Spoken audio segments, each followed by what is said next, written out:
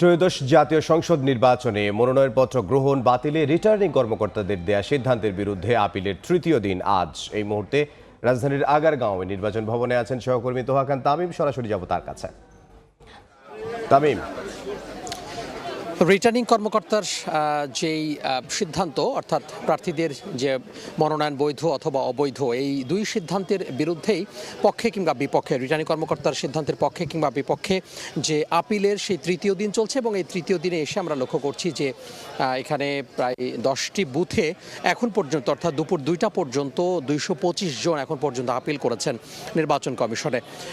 সেই আপিলগুলো আসলে দাপ্তরিক যে কাজকর্ম সেগুলো আসলে তারা নথিভুক্ত করছেন এবং বিভিন্ন বুথে আমরা এখানে লক্ষ্য করছি যে 8টি বিভাগ, অর্থাৎ খুলনা, রাজশাহী, রংপুর, চট্টগ্রাম, সিলেট, ঢাকা, ময়মনসিংহ, বরিশাল, এই যে 8টি বিভাগ, এই 8টি বিভাগ সহ আরও 2টি অঞ্চল করা হয়েছে, কুমিল্লা অঞ্চল এবং ফরিদপুর অঞ্চল।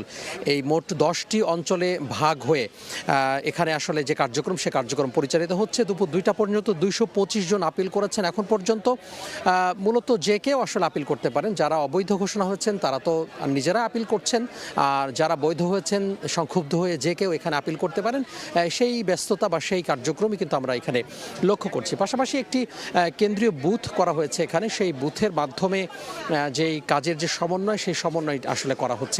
এই যে আপিল, এই আপিলের বিষয়টি চলবে 5 তারিখে শুরু হয়েছে, অর্থাৎ আজকে তৃতীয় দিন চলছে এবং এটি চলবে টানা 9 তারিখ পর্যন্ত, আবারও 10 তারিখ থেকে 18 তারিখ পর্যন্ত। যারা এতদিন আপিল করলেন, অর্থাৎ সারা দেশে যারা সংক্ষুব্ধ হয়েছেন, যারা রিটার্নিং কর্মকর্তার যে সিদ্ধান্ত, সেই সিদ্ধান্তের বিরুদ্ধে আপিল করেছেন, সেই আপিলের বিরুদ্ধে যারা আপিল করেছেন, আপিল করবেন 9 তারিখ পর্যন্ত। 10 তারিখের পরে আবার সেটি শুনানি এবং সেটি যে একই সাথে যে নিষ্পত্তি, সেই নিষ্পত্তি শুরু হবে। অর্থাৎ টানা চলবে 10 থেকে 18 জানুয়ারি পর্যন্ত যে নিষ্পত্তি কার্যক্রম, সেই নিষ্পত্তি কার্যক্রম চলবে। তো সব মিলিয়ে বলা যায় নির্বাচন কমিশন ভবনের ঠিক প্রবেশের একেবারে হাতের বামে যে বুথ তৈরি করা হয়েছে, প্রায় 10টি বুথ তৈরি করা হয়েছে। এই বুথে সারা দেশ থেকে সংক্ষুব্ধ, বৈধ অবৈধ যারাই রয়েছেন, যে কে আসলে এখানে এসে আপিল করতে পারছেন। এখন পর্যন্ত প্রায় 225 জনের মতো এখন পর্যন্ত আপিল করেছেন দুপুর 2টা পর্যন্ত। তো এই ছিল নির্বাচন কমিশন থেকে আমার হাতে সবশেষ।